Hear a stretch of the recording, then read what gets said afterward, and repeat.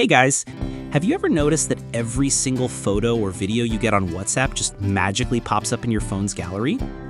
Sometimes it's super handy, but other times, let's be real, it can be a little too much.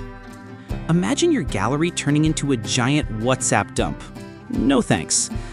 Today, I'm going to show you how to take full control of that, and it's actually super easy. All right, let's jump in. First, open up WhatsApp. On the main screen, tap the three little dots up in the top right corner. Then head over to Settings. Once you're there, tap on Chats. Now here's the magic trick. Look for Media Visibility. If you want every picture and video from WhatsApp to show up in your gallery, just leave it turned on. But if you're like me and want to hide them, just switch it off. That's it, super simple. From now on, whenever someone sends you a photo or video on WhatsApp, it'll stay inside WhatsApp only and your gallery will stay nice and clean. So yeah, no more random memes or screenshots cluttering up your photo albums. And that's the quick fix, friends.